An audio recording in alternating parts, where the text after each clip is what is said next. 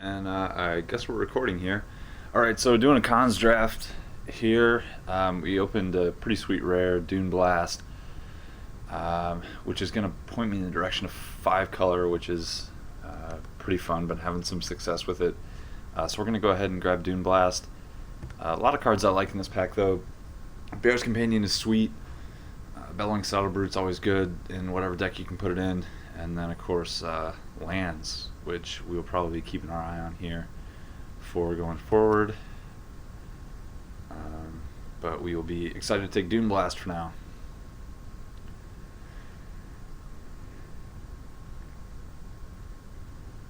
Okay. So nothing specifically strong for Abzan. There is the Dismal Backwater, though, which, if we go on the plan of just taking lands, that one fits in just fine. Other than that, it would be the Alabaster Kieran, which is just solid. Not a great pack overall. Aerostorm is good, but when in doubt, take the land. There we go. Alright, so here we have Abzan Charm, which we'll probably take here, although Tranquil Cove, again, another land is tempting.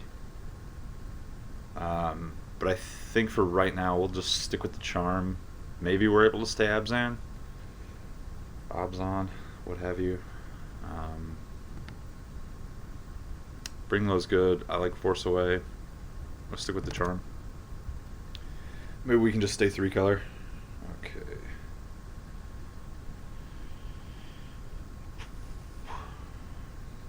I like the Soothsayer and Jeskai Wind Scout. And again, we have another land here.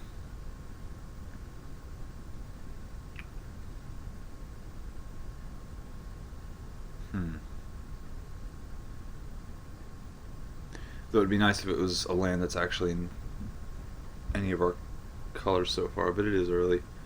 Horde Chief is good, but if we're going to be a Dune Blast deck, we're probably not going to be too aggressive. I'm going to go with the Soothsayer for now. Not super powerful, but just a card I like. Good blocker, keeps our hand filled and gives us some things to delve if we need.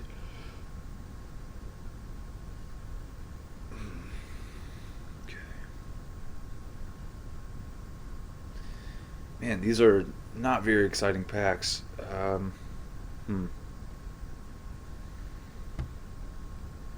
actually haven't played Become Immense yet, but again, I don't think we're looking to be aggressive, so it's not a card I'm very interested in. I think we are probably just going to be going with the land.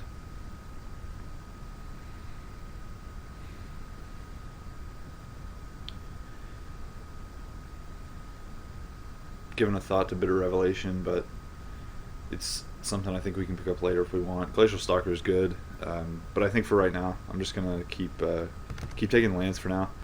Kind of the thing with five color is to take a lot of lands early, and in pack 3 especially, and I guess maybe pack 2, you can sort of just clean up on all the really powerful cards no matter what color they are. Alright, so here we have Dragon's Eye Savants, Rugged Highlands, which would be another land for us, and Treasure Cruise. I do like Dragon's Eye Savants, especially if we are playing kind of a longer, grindier game. But because it's not just kind of an overtly powerful card, I think I'm gonna keep taking the lands here. If we can get set on them going forward, then it really leaves our options open later on to kind of take whatever we want. Alright, so here I like to take the Archer's Parapet. Again, it can come down early and buy us a lot of time, but the 5 toughness is pretty good. Also, nothing else super interesting in this pack.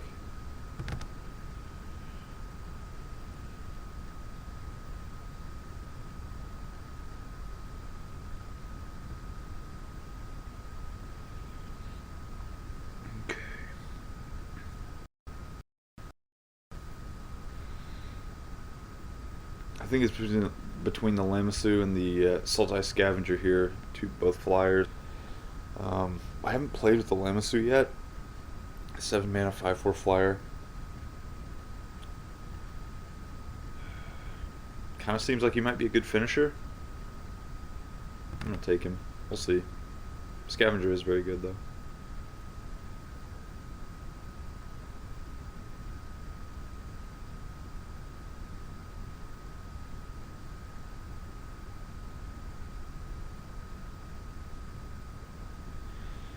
Alright, so now it's between Saltwater Cliffs and the Parapet. I mean, War Behemoth could be in the conversation too, but I think I just like leaning toward 5 color here. We've done good with getting lands so far, so I'm going to stick with that. We've also done a good job of having pretty varied lands here in terms of color. I guess 3 of the 4 are blue of some sort. This pick I don't think is a big deal either way. I haven't tried to make Quiet Contemplation work, but I'm thinking about Tormenting Voice here, especially with Delve. If we do have Treasure Cruise and other cards like that, just going to take it. I don't think it's going to matter too much either way. I guess at this point I'll grab our 4th creature here, just a Kintree Warden. And 2nd Kintree Warden. I think instead of a 3rd, maybe we'll diversify and go for the Revelation here. And then nothing. Okay.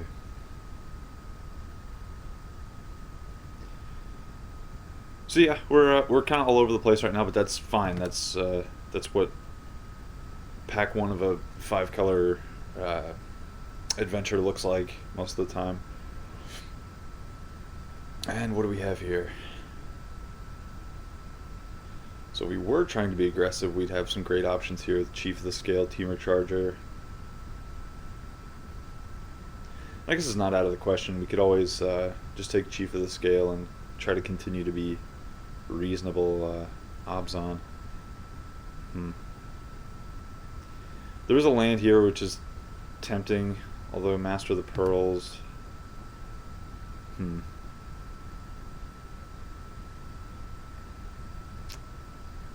Master of Pearls. Maybe we'll just take him.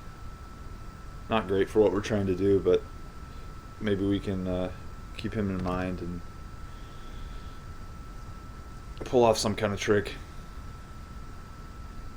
Okay, cool. So we've got Armament Core here. Just a really powerful card.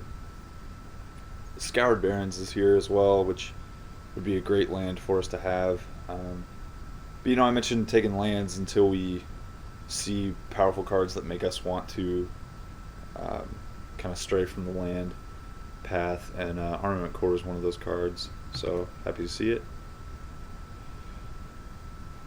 Nice. Okay, so speaking of lands, the tri-lands are really what we want to see. If we do go 5 color, a tri-land of any combination is great, but especially when it's just right on a wheelhouse here with mostly Obzon cards, so I'd be happy to take this. A number of good things for us here though. Salt Road Patrol's fine, Dismal Backwater, another multicolor land, but Highland Game is fine, and then Hooting Mandrills is a really solid card, but we're going to take the land here.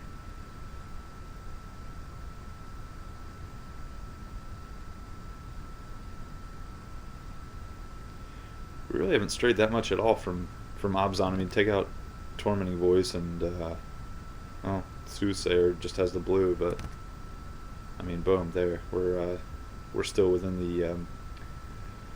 the white, black, green framework, but again, going forward, it's still early. We have plenty of time to kind of clean up on anything else good that we see that we want.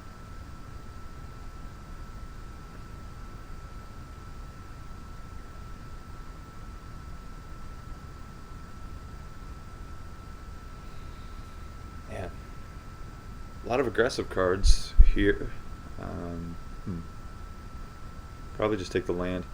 We keep getting lands with red in them, but no spectacular red cards, but that's okay. It's just that none of these am I going to be really excited about? Actually, Monastery Flock would be probably worth our time, just because it is such a good blocker. But I like taking more lands when we can get them. Alright, here we go. So, Ifrit Weapon Master, this is kind of one of those payoff cards.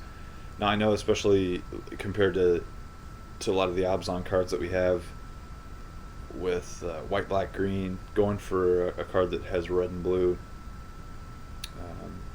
kind of seems random. But again, with our lands being as diverse as they are, it really won't be that much of a problem. And this is the kind of powerful card that we're going to be glad that we have access to throughout our games. Because frankly, I'm not excited to have Country Warden or Bitter Revelation, so this is kind of more what I hope we're working with here. Alright, so here we get Abomination of Gadul. One of the good things about going 5 colors is that you will see a lot of that cycle of morphs that are all, I think they're all 6 drops and flip up for 5, but they're all really solid. This will be the second one, Ifrit Weapon Master being the other. But I'm happy to take them. Again, they're great with what we're trying to do. We can morph them for colorless when we don't have our colors yet, and then when we do, we can flip them up and wreck people. All right, here we go. Jungle Hollow. That's a land we want to see, which puts us up to 7 as well, which is pretty great. I mean, other notables here, Singing Bell Strike would be okay. Smoke Teller just to have a body. Sagu Archer is fine, but I'm going to take the Hollow. And let's see what we get. Okay. So now we got Thornwood Falls and Treasure Cruise, as well as War Behemoth. Really tempted to take the Falls just because we can. Really, I don't think I've ever taken this many duels, because we will get to a point where we do need to actually take cards, which so far we have not that many playables. I think I'm gonna take the Falls. Yeah, we're just gonna do it. We're gonna see. I'm not sure where we're gonna end up as a result. Disowned Ancestor comes down as a 1-drop, 4 toughness to help defend us while we're just playing all our lands that we drafted. Oh man, I don't love any of these for us right now. Take Roar of the Challenges because it's good. Probably take a Banner. Oh, nice! Wow. Okay, when it rains. Gladly take Mandrels here. Yeah. And Shambling Attendants.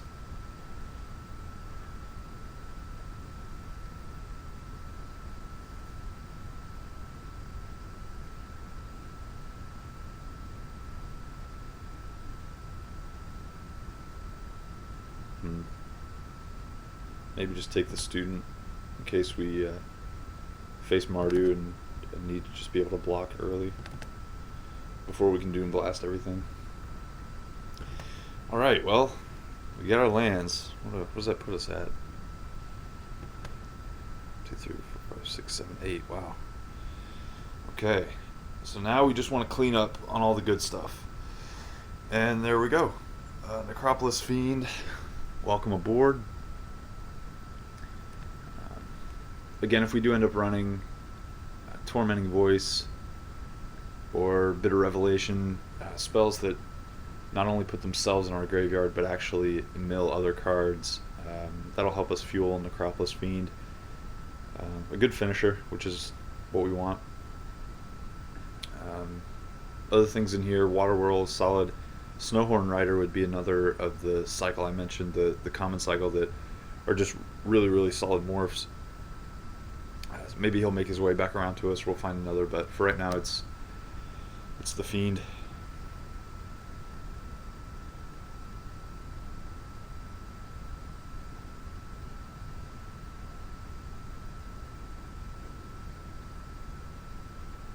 Oh wow.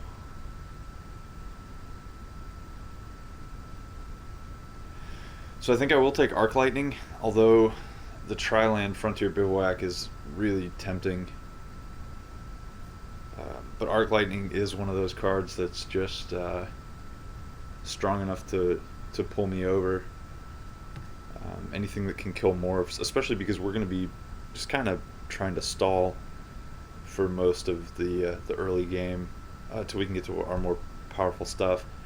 Arc Lightning helps us interact with morphs and possibly get a 2-for-1 once in a while. Although Warden of the Eye, Abomination of Gadul, Frontier Bivouac, these are all kind of calling out to me, but we're going to take Arc Lightning and go from there.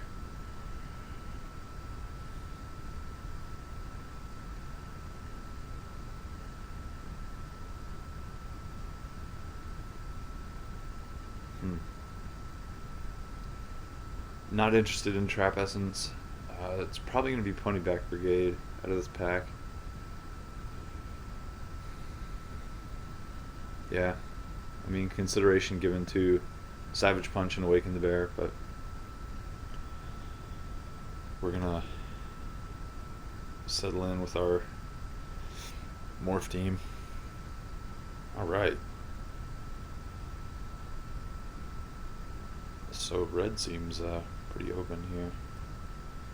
Mardu Heart Piercer, a really good card, can be a 2-for-1 if we set it up correctly. And yeah, just solid. So happy to take it. And again, this is what I was talking about earlier, where we get to just kind of grab whatever we see that we like, regardless of color, because we've invested in the lands that'll hopefully work for us. So here, see, we could take another land with the Windscarred Crag, but Woolly Loxodon is one I'm looking at, but then also Ruth here, the Death Touch morph. Don't know how often we'll actually be able to flip her, which is a little concerning.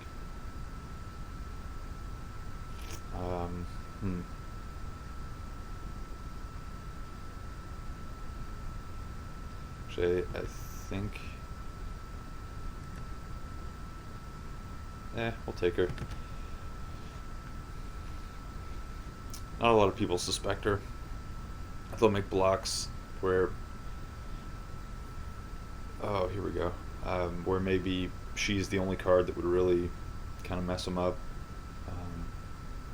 So yeah, we'll see. She'll probably make it in, especially if we keep taking cards that have black symbols in their mana cost. So Abzan Guide, adding to our collection of the common morph cycle, Ponyback Brigade, Weapon Master, Abomination of Gadul, and now the Abzan Guide, which is sweet, and probably the best of the cycle.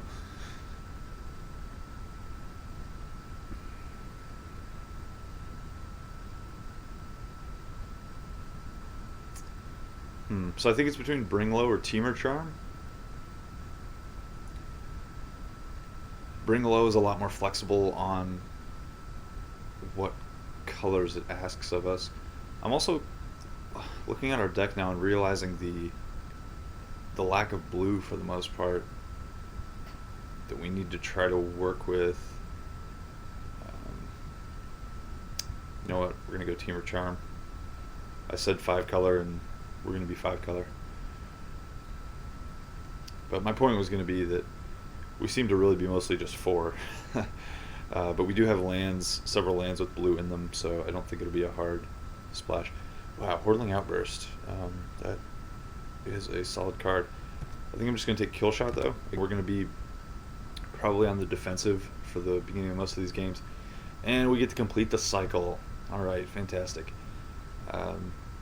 So we have the tricolor 5 mana morph, 6 converted mana cost dude for each one of the clans. So there we go. Oh, we could even have a second Abomination or Rugged Highlands. Guess I should have put my stuff in order of converted mana cost here and see what we actually want, because I have a feeling we're at 16 creatures.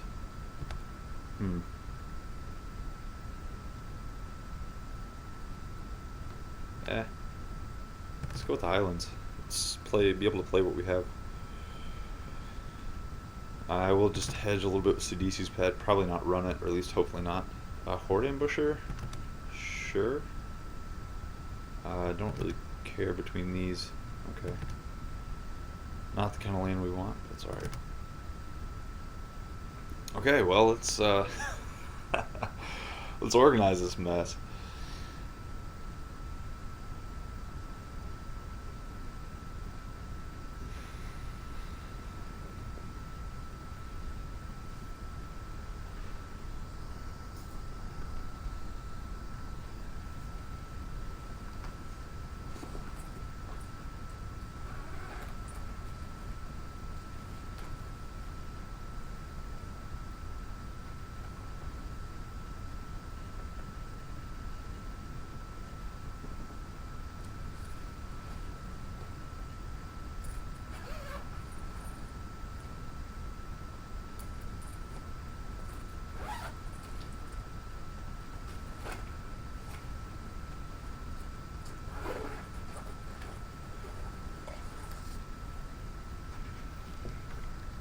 Alright. Let's see if we have a mouse that works.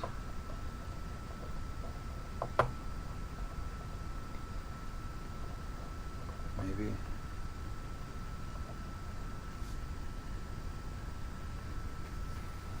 Just gonna think about it. Okay, well, let's get these out of here for now. Mountain doesn't ever need to be there.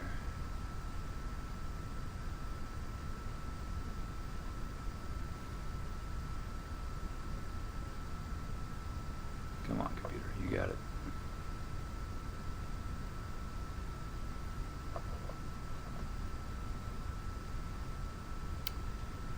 Okay, so let's separate.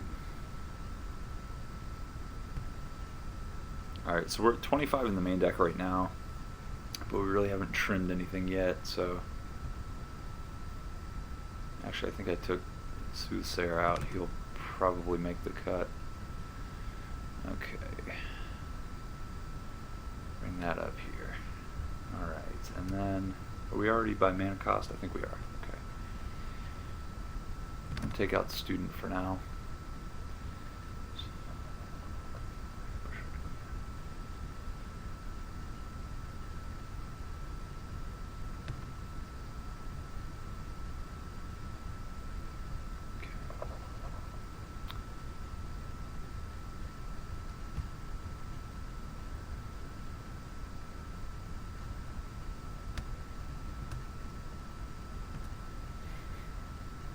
And apparently nothing is working right now.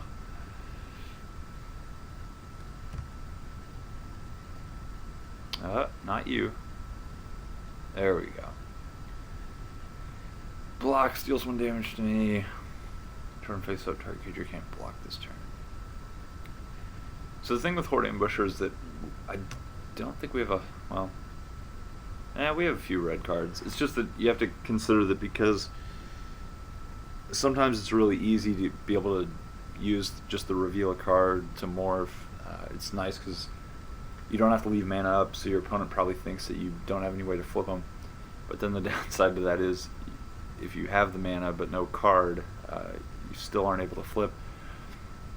But I think he's probably worth keeping in, just because most people freak out about morphs anyway, and we could trade them off and not really care.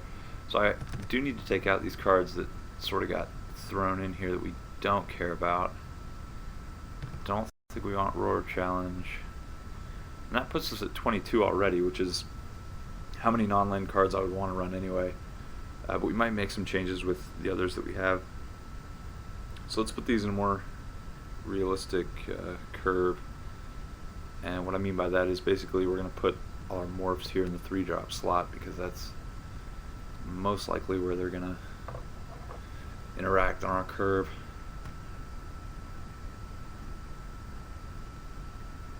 So cute that we have one of each. Okay, Shambling Attendant's probably going to be more like a 6-drop, and Mandrel's, let's say a 5. Hopefully more like a 4. Do have a lot of expensive cards in this deck. Doom Blast down here at 7. Obs Charm, Teamer Charm, Arc Lightning, Kill Shot. I'm pretty happy about all those though.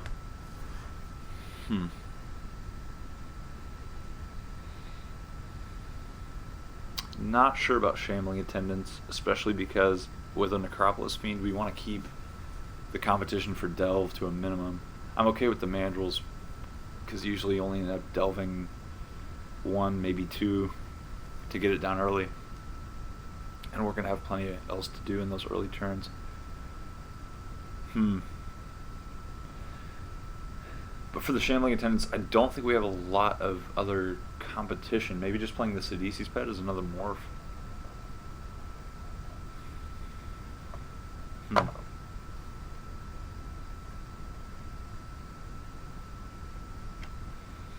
Or Bitter Revelation. We have 17 lands.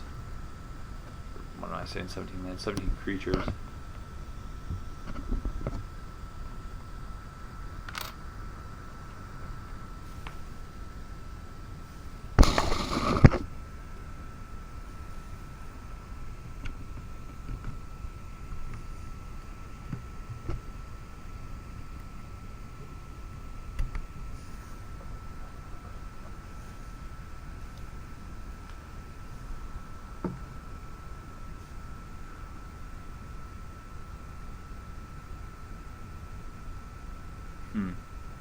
Yeah, maybe we take out the Attendants for now and substitute.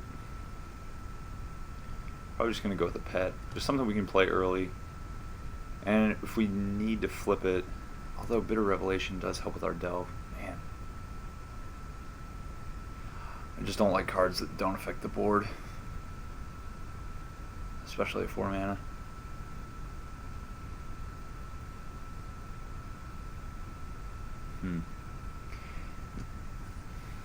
Maybe Revelation will be one of our first cards in. The last thing I want is to play against Marduk with that card in hand. Okay, well let's just try this. We're gonna bring in these lands here and see what holes need to be filled, as we're running out of time to do so. Okay, is there a faster way to do this? Yes.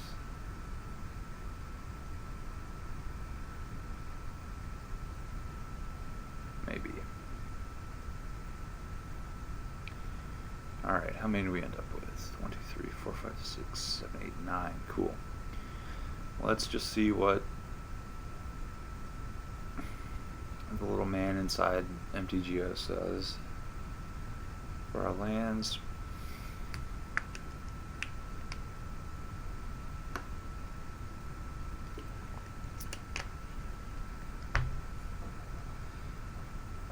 I'm just going to add this for now, and then we can kind of do some determining here. Also, let's group everything together now. Okay.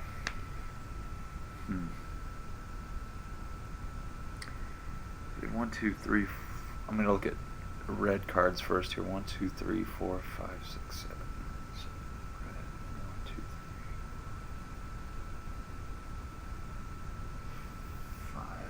Sources. Black 1, 2, 3, 4, 5, 6, 7, 8, 9, 10, 11 black cards. 1, 2, 3, 4, 5, 6, but only 6 black sources. Oh my gosh. Let's see. Okay, green. 1, 2, 3, 4, 5, 6.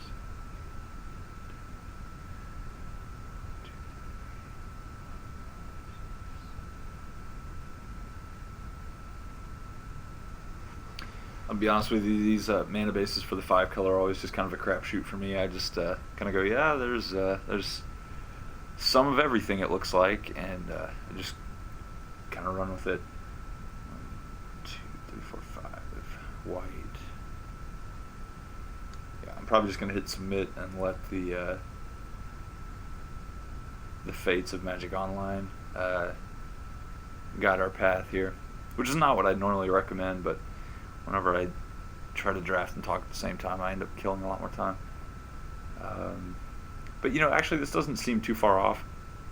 Because again, blue is not going to be a huge player for us, and there's only one, two, three. Well, actually, 5 blue sources. 1, 2, 5. Probably, I feel like I should swap out an island for a swamp. I'm just going to start there. That'll be my one change. Assuming everything cooperates here.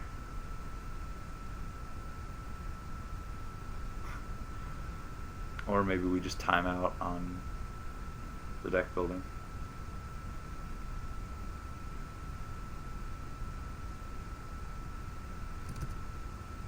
Yep, that's what looks like it's going to happen.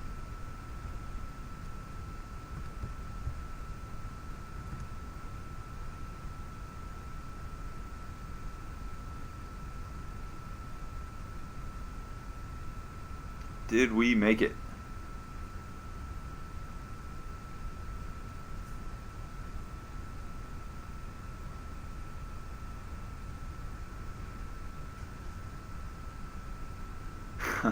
We'll see if our deck has 80 cards in it.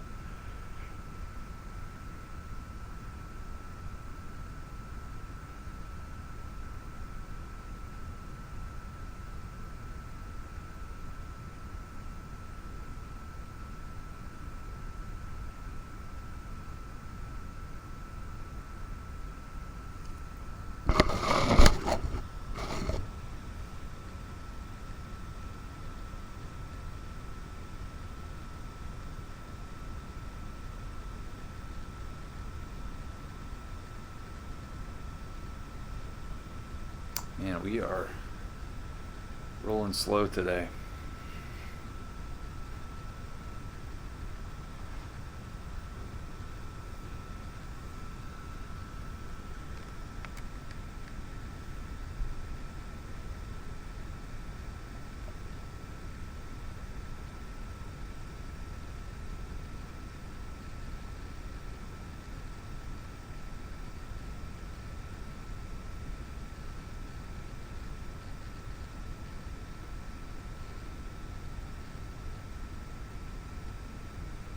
Hey, so it looks like our deck went through okay. And we've got 4 colors in our opening hand, so that seems fine with me. We'll go ahead and keep this. It means our Arc Lightning is live. The Snowhorn Rider will be if we draw either a separate blue or red or green source. We can flip our Horde Ambusher. Yeah, I think we got stuff to do.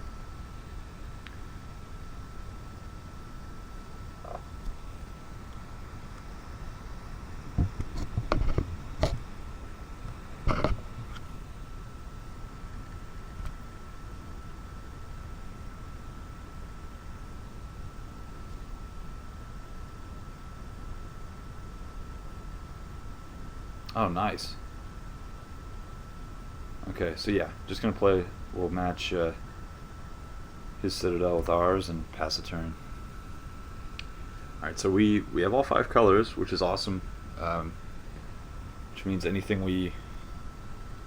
well, it's just nice to be able to play pretty much anything you draw. So, oh, Air of the Wilds is good. Okay, see what we got to deal with here. And more lands, alright. Let's get red blue down here, so we've got access to all 5 already.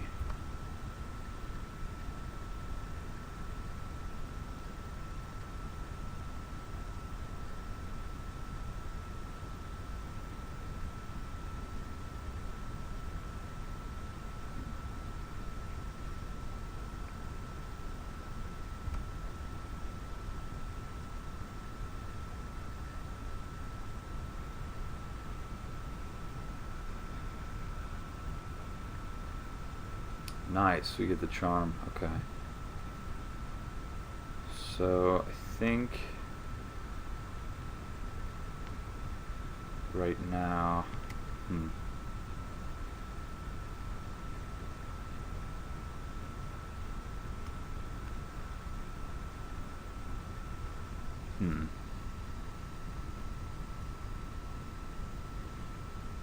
I think right now I actually just want to cast the Horde Ambusher to get Rugged Highlands down. and just cast this guy.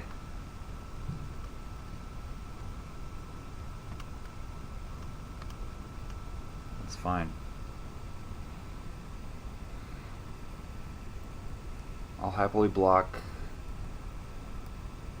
the Air of the Wilds, though hopefully he doesn't have a Alpine Grizzly or something like that to give it Ferocious.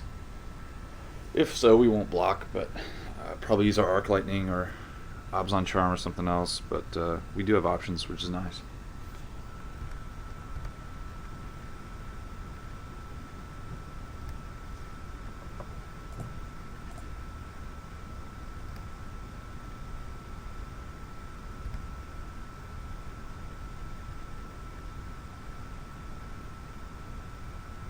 And if this gets a combat trick out of his hand, I'm fine with that.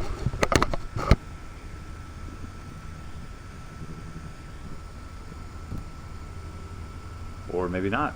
Okay, I'm very happy with that.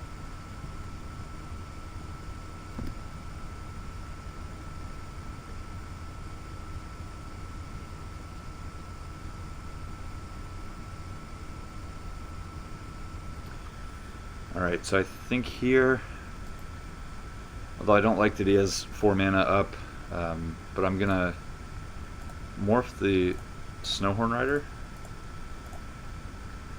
and then we're just gonna have a lot of options next turn. Throw down the Rugged Highlands now. So we'll be able to play our 5th land untapped because we have both the mountain and the plains. But we'll be able to flip up the Snowhorn Rider, have Arc Lightning, Tumor Charm, Obs on Charm, a lot of options depending on what the decision calls for. So I like our spot, and he didn't play anything, so that's nice.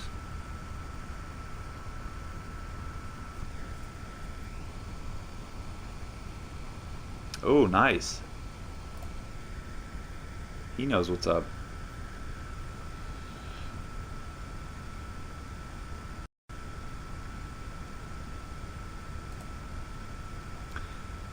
Yeah, so for that, Obs on Charm is just going to do a great job. Just get him out of there. And we'll swing in for 2. Won't be an exciting turn, but it will be ours. We can even play the Parapet as well, so that's fine. Although, do we swing? If he tries to block, we can Obs on Charm. If he doesn't, we can flip and hit him for 5, but then he just hits us for 6, and we're all not happy about that. Okay, so let's play this Plains, and I'm just going to go ahead and just charm this guy.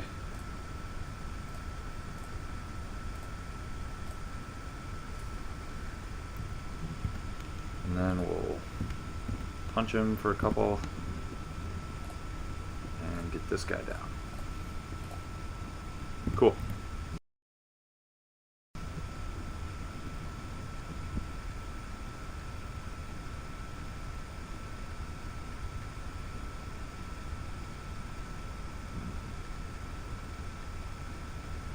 Oh, wow. Okay.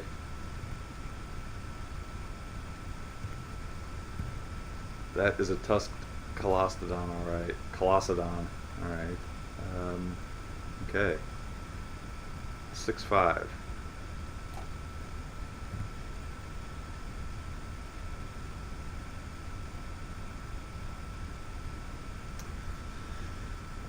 Necropolis Fiend is... I mean, I'm glad to see it. We do need another black source to be able to get him out there and doing work. But especially if he's going to have big, beefy guys like this on the ground. Then taking to the air seems good. Okay, Tumor Charm, what do you do for us here?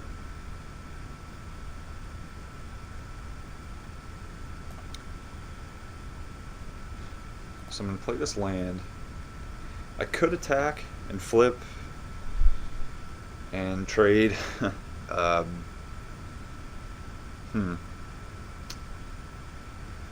Though I think we can be trickier than that.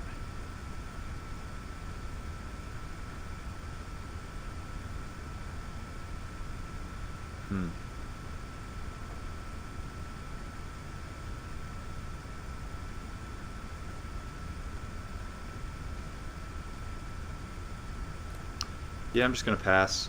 We can always flip on end step. If we need to Team or Charm to counter something, we can, though I really hope that's not the case. Though I'm not a fan of the Colossadon, it does kind of put us in a funny position here. Not too worried. We do need to draw another swamp, though.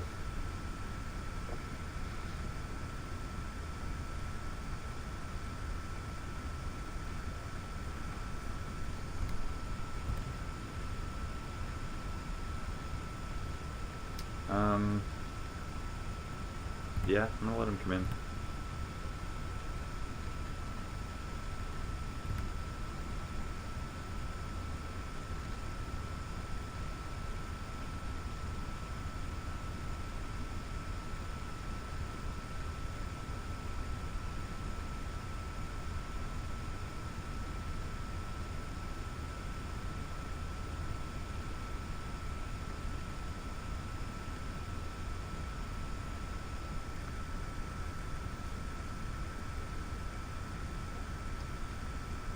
Morph, fine.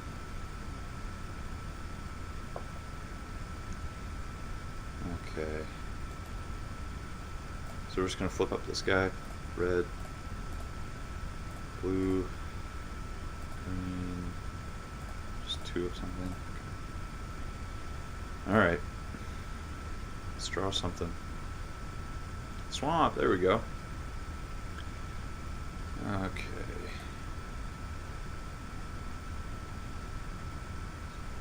Okay, so we can actually cast him, which is nice. That also means now I'm okay with leaving back Snowhorn Rider to trade with the Colossadon, because he's no longer necessarily carrying the team for our offense here. So do I attack with Snowhorn? Maybe.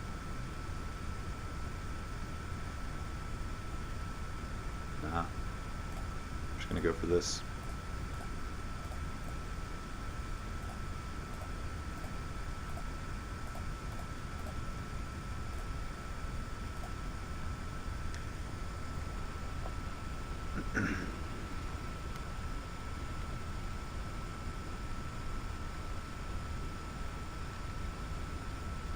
Hopefully no counter. Alright. We'll pass back. And hopefully he doesn't have anything too tricky. And force away, that'll do it. Pretty good.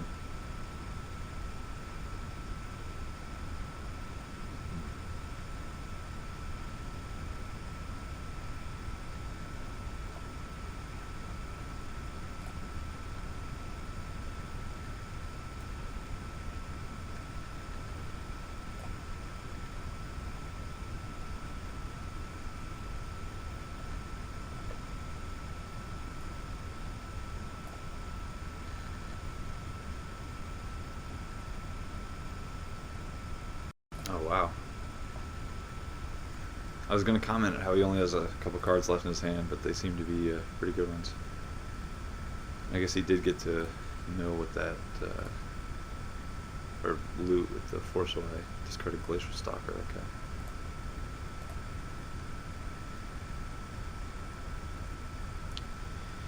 And we're taking 6 again.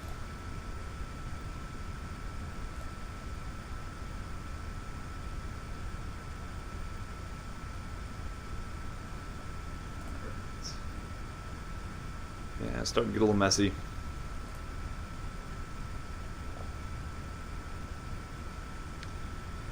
Abomination. Okay, that'll be good later on. For right now, though,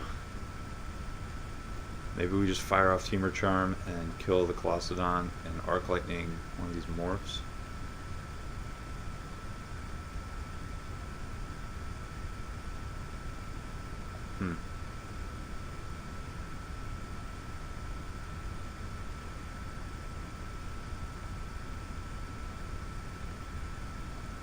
No cards in hand.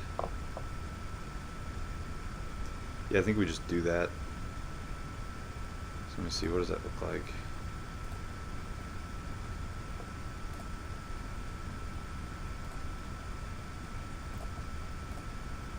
Red, blue, green. We still have the red for arc lightning.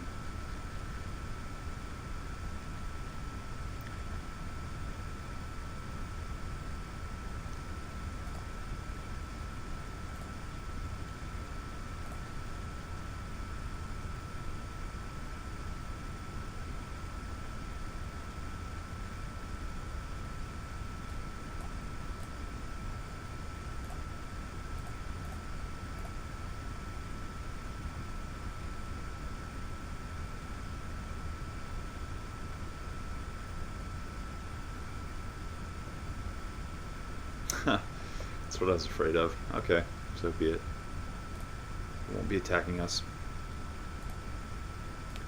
But now we have a couple more cards in our graveyard, so we can delve out the Necropolis Fiend again. Which is slow, but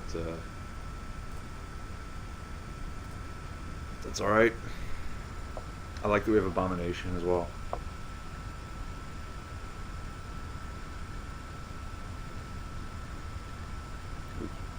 Seem to have stabilized. It really depends on what this morph is and what he has in his hand. Yep, got a block.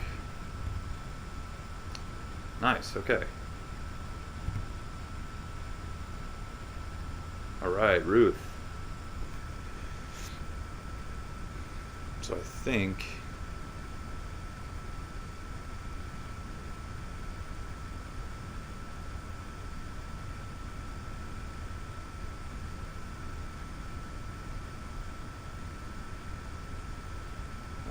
I actually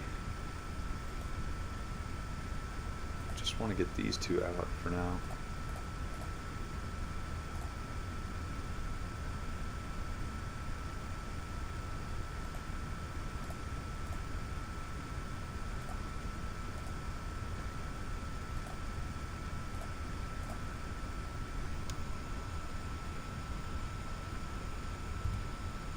And we'll pass the turn.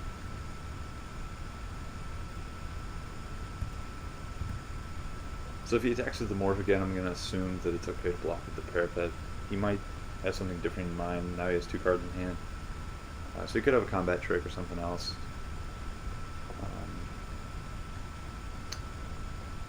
But I don't know, we'll see. Regardless, I'm probably going to flip Ruth just because I think the 1/1 Death Touch is probably more valuable to us than just a vanilla 2/2. And if I play Necropolis Fiend, there's no guarantee we'll draw another black card to be able to flip her.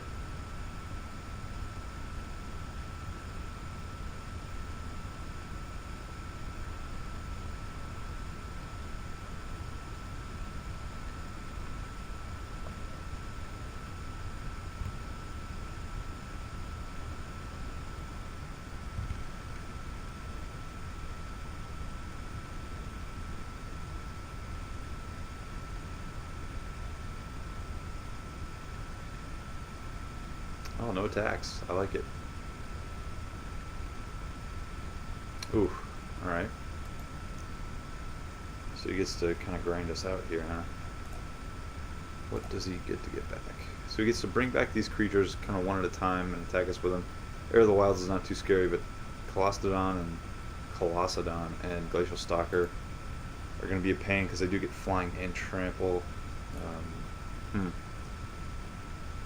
Be nice to have an answer to that.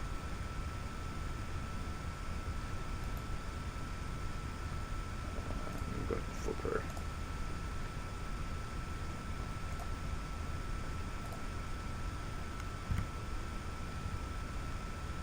Those guys are going to have flying anyway, the ones he plays. And, well, not that Death Touch matters to them anyway. I think they get exiled. Yeah. Jungle Hollow, not exciting. Yeah,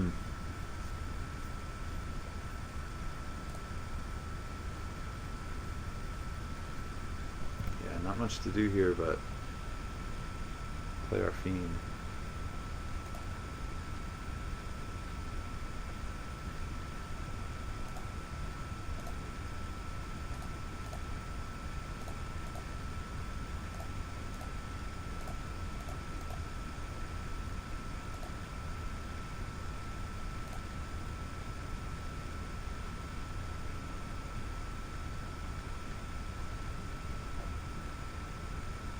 which can hold off either the air or the stalker, but we will take the hit from the Colossodon, unfortunately.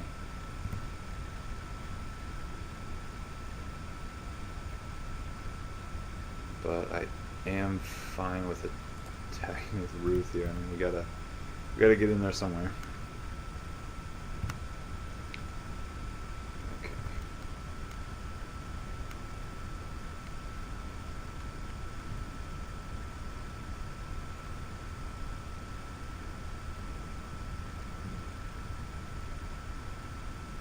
Pretty sweet top deck on his part.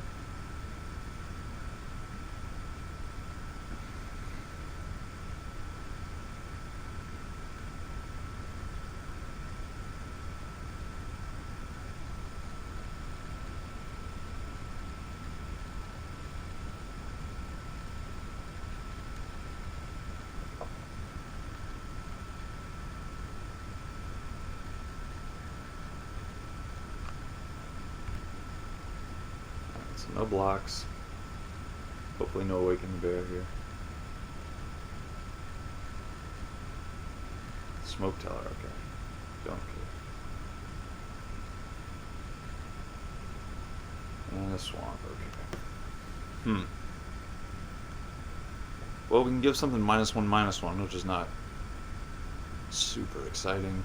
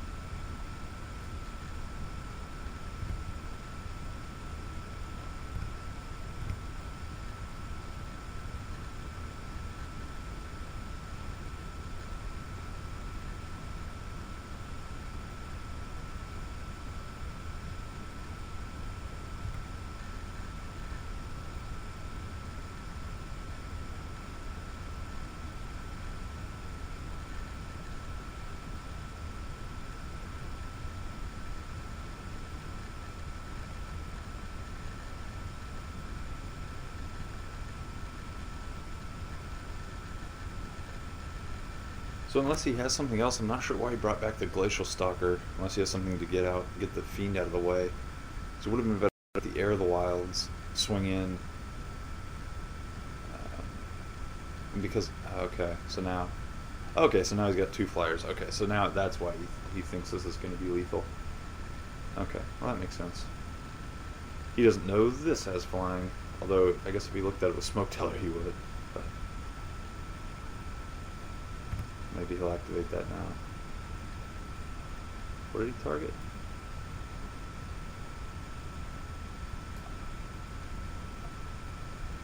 There, now he's looking.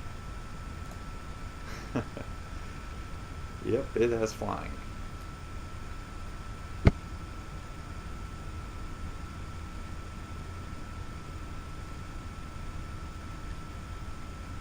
Which is also good in concert with our Fiend, just as far as giving us an outlet to discard cards. So now he's wondering how to do this attack here, because he really doesn't have a good one. So we can just sort of block there, and we don't lose anything. So what he's basically done, if he doesn't attack at all, he may be considering attacking with the whole team and seeing what we do. Which I guess wouldn't make a whole lot of sense either. Well, yeah, it would when we're at 3. So yeah, so he basically just wasted the Glacial Stalker. I think if he'd have counted his mana beforehand, he may have looked at the face down card first and kind of built his game plan around that. Like I said, I think the Air of the Wilds would have been the better play. So now on his end step, we will go ahead and turn this face up. He knows what it is now anyway.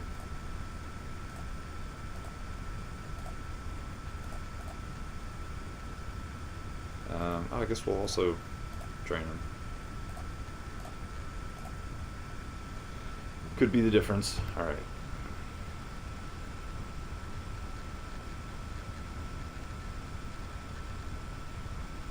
Oh, that's cool. So now the question is, do we attack him? We can... Oh, one thing we can do.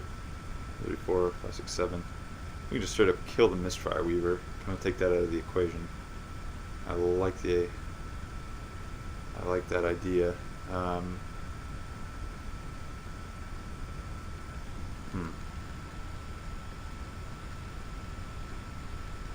Yeah, so I'm going to... We're going to go to combat.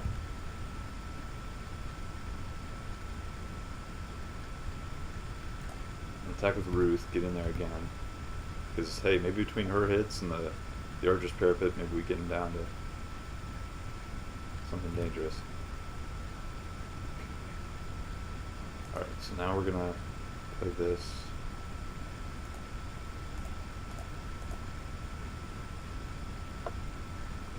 Come on.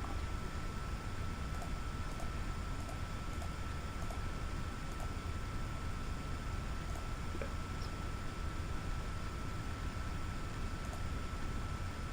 So that gives us another big dumb blocker. I'm gonna activate this, wait to activate this. Block his Air of the Wilds with Abomination. Otherwise, if we kill this card now with the Necropolis Fiend, he has another option to bring back the Lich Lord. I like our position right now. But I don't like that we're down to 10 minutes. Something I do need to be aware of here. Okay, so I'm probably gonna trade off the Abomination with it because it doesn't get through Monastery for lock, which is kind of a problem.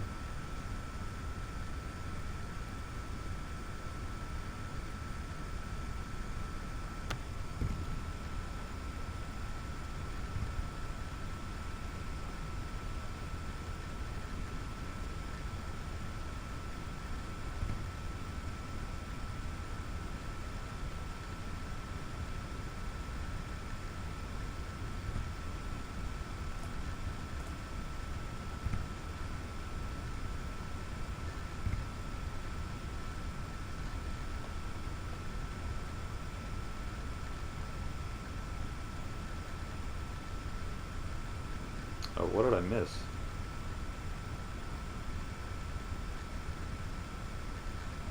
Why did we lose 2 lives?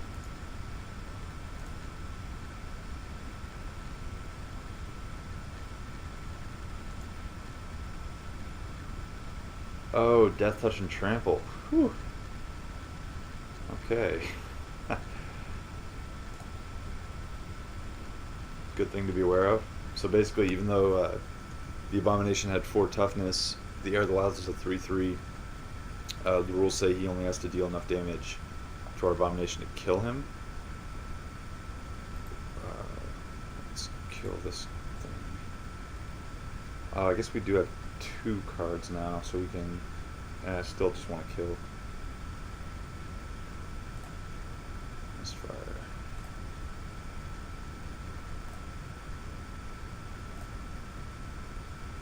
So basically in that scenario, he only had to deal 1 damage to the Abomination, and then his other 2 attack could trample over and put us to 1.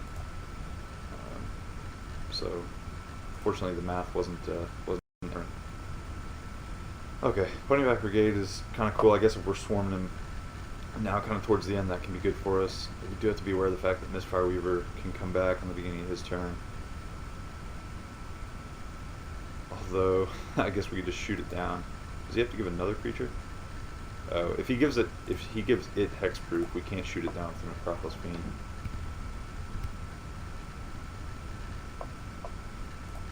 Let's swing with these 2 guys. My plan now is just play Ponyback Brigade, and then hopefully we can kill him in a couple turns here if he can't stabilize. This would be a pretty big hit from our bird here if he can't do anything.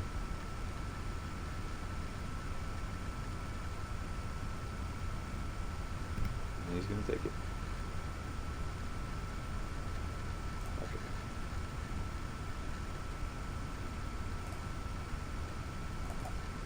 1, 2, 3, 4,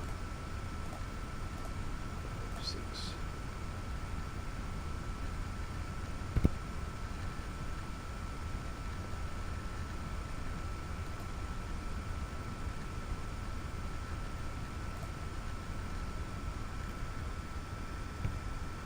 Alright, now we pass. So we can get back the Misfire Weaver.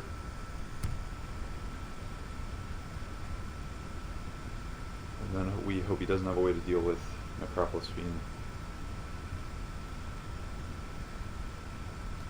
Is it only when it's turned face up? Oh, nice. Okay, so we can just shoot it. That's cool.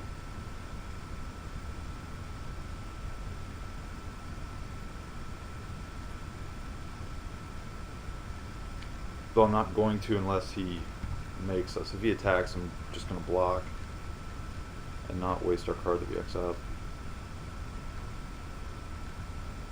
And step. Okay. Oh, nope.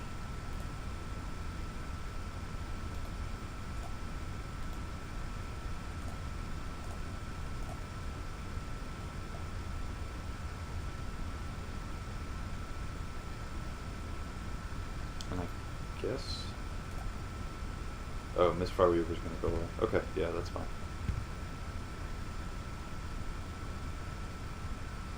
Caves, okay. Do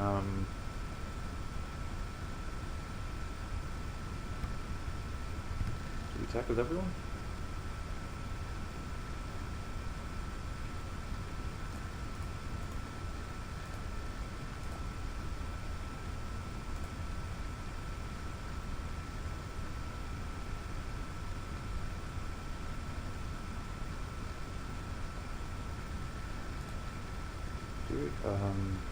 There. 1,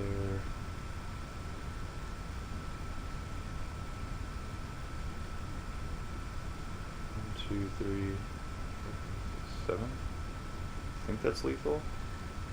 Let's find out. He still has a card in hand.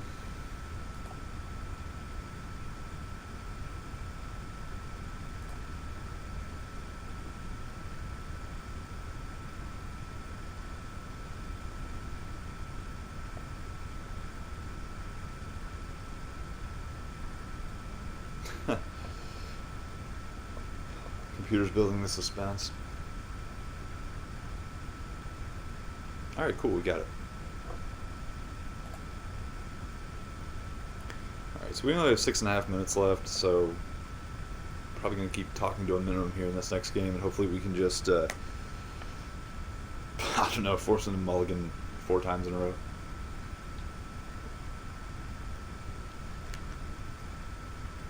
We will see. I mean, our deck pretty much did what it's supposed to. We were a little flooded, although we had ways to use all that mana pretty much every turn. Okay, come on.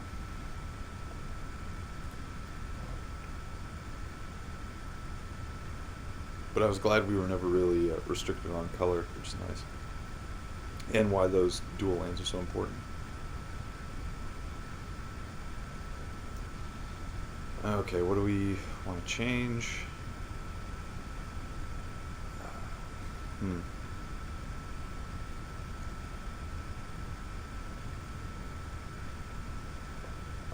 know, I think we're just going to keep it as is. Yeah, sure. Just need to play fast.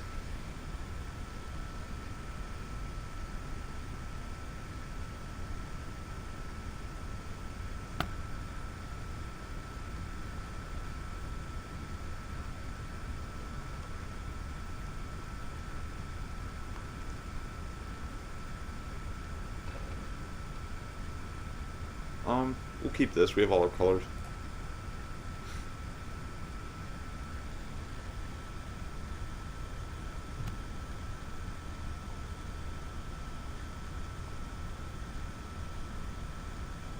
Wow, and more colors. I haven't paid close enough attention to our deck to know which one is correct to play first, but we're going to go with that. And just play a lot of lands, and then kill everything.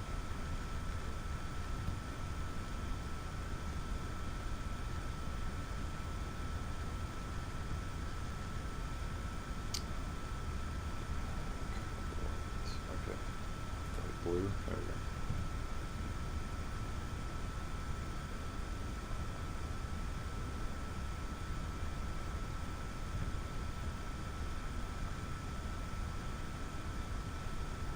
So see, like right now, the Archer's Parapet would be great, just to be able to hold off that dumb bear and then that dumb morph, and oh, kill shot's fine.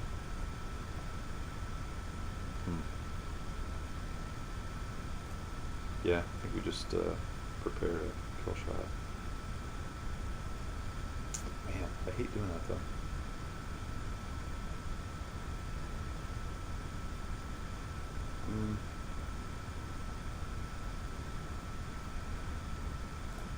Yeah, that's fine. We just need to.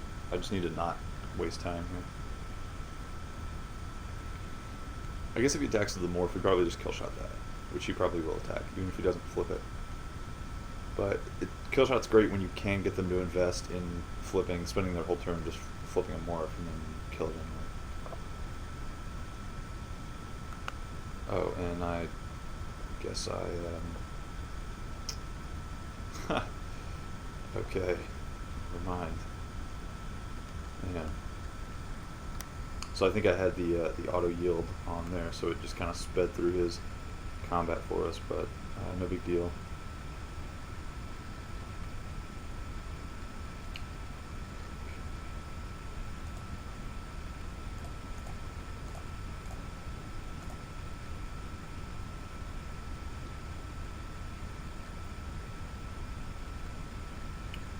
So my goal right now is just to basically hold them off long enough. I mean, we just need to just barely not die and get to where we can cast our Doom Blast and go from there. That is going to be a few more turns though, but I like the fact that we only need one more land total. I mean, a few more turns, but hopefully it'll be an untapped one so we can actually Doom Blast on the turn that we draw it. Or on the turn that we play it.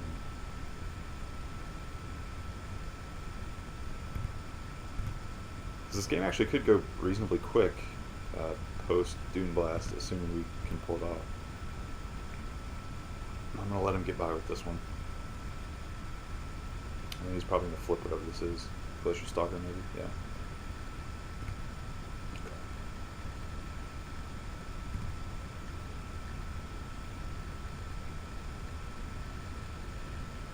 Yeah. Okay, that's nice. So, let's go...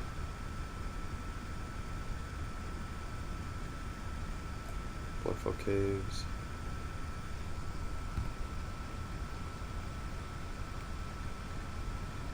I would have loved for the Stalker. I think I will do that. Yeah.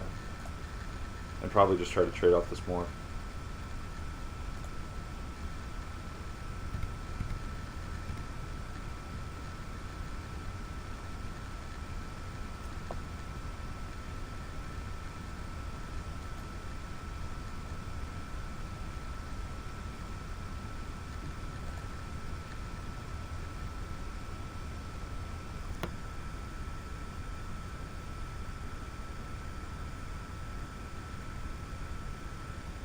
Oh, that's a bummer. Could also Absent Triumph, I suppose, but that isn't necessarily better for us. Okay, so that kind of hurts.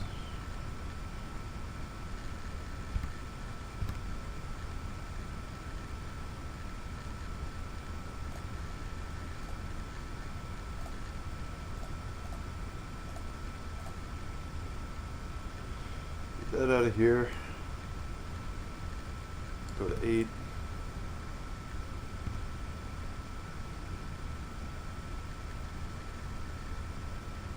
That's fine.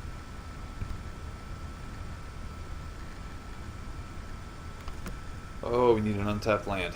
Okay. Actually, this is a good draw for us, though.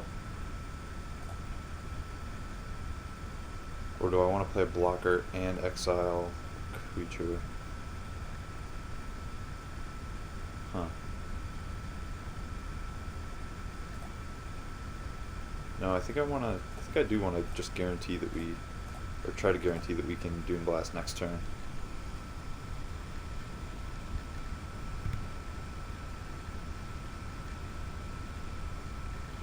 So I'm looking for just a basic land here, and then we'll play the Dismal Backwater this turn. Okay, so... Okay, we got it. So there's our swamp. And we'll put these in the graveyard. And we're going to play this for the turn. Gain a much needed life. And we can Dune Blast next turn. So my hope for this one is that he plays another creature this turn, just trying to really just close out the game on us. Okay, so he only wants to attack there, that's fine. Okay, so now I hope he just plays something big. It's a card. Play another. Okay. He's not gonna play. Okay, well, not a lot of decisions to be made here. We're gonna try to Dune Blast as fast as we can.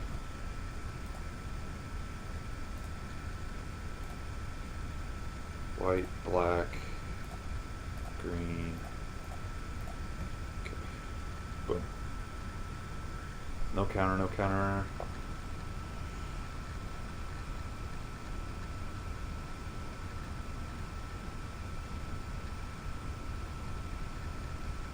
No way. Ugh. Okay. That's fine. That's scaring me like that. He's getting a good look at Snowhorn Rider before it dies.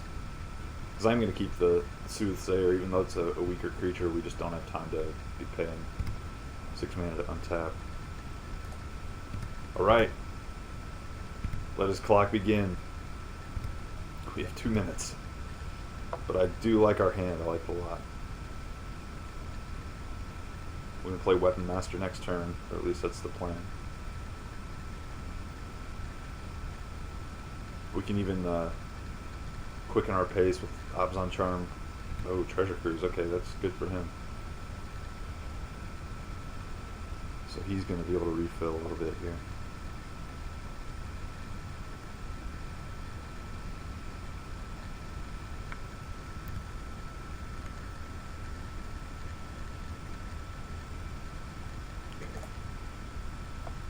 So let's go. Weapon Master.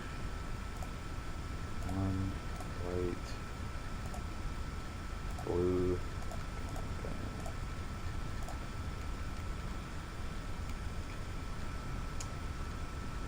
Yeah, I don't think we're gonna have enough time.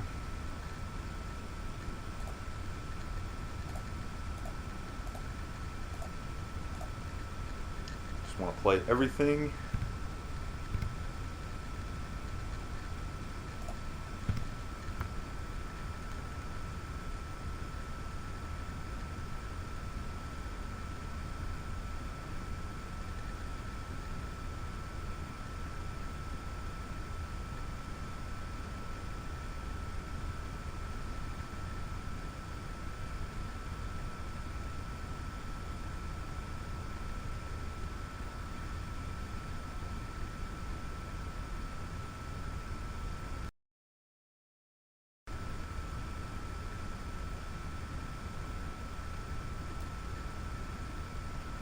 So we're looking to either give 2/1/1 counters or exile one of his creatures. Oh, brutal.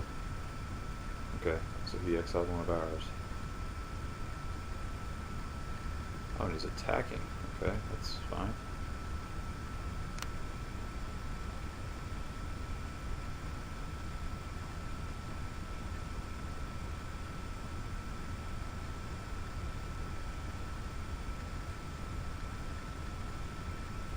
So I'm probably going to try to Teamer Charm and fight. See what he does. Awaken the Bear. Okay.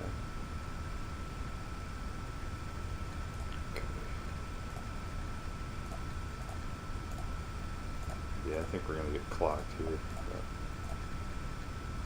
do what we can.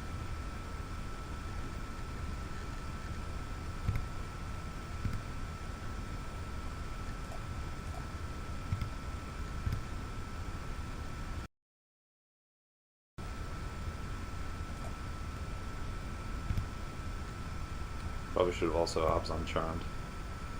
Just to get in that extra 2 damage. Could be the difference.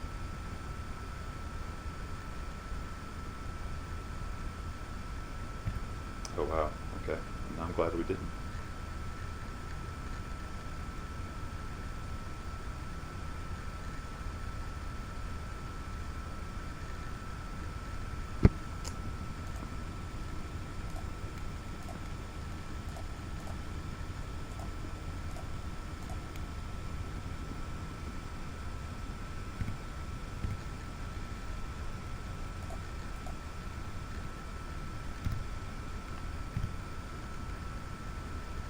Alright, let's see if we can get there. I don't like being in this position, but he's got 2 cards in hand. Let's see what we can do.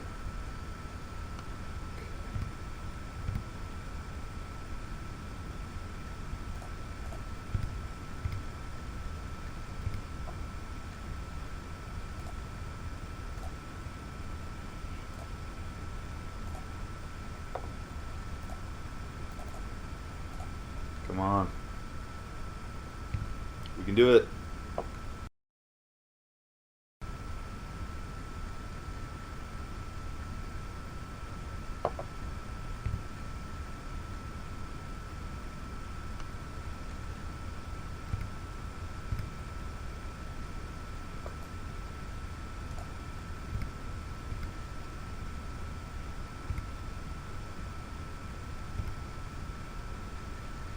Yes. All right, with 18 seconds to go. Okay, well, there's a good example of what not to do when you're playing Magic Online, which is talk and stall and overthink things in the early part of the game and then realize, hey, I better hurry. But there we go. Pulled it out. Okay, so the next round will be starting in 2 minutes here.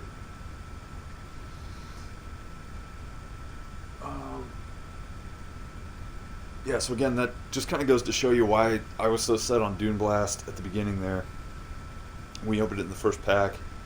Uh, really good in your opening hand. I mean, it's dead for quite a while, but the idea is that you can kind of craft a game plan around it and play your creatures in a way that you can kind of hold back and just do the bare minimum kind of needed to get by. I mean, we dropped down to, what, 7 or 8 or something like that low. Before we finally fired it off, and that was fine. It ended up not mattering in the end, so we may as well have been at 20 or 1. So yeah, if you can make it work, and kind of build to a good payoff, let them overextend onto the board, that can be pretty sweet. So.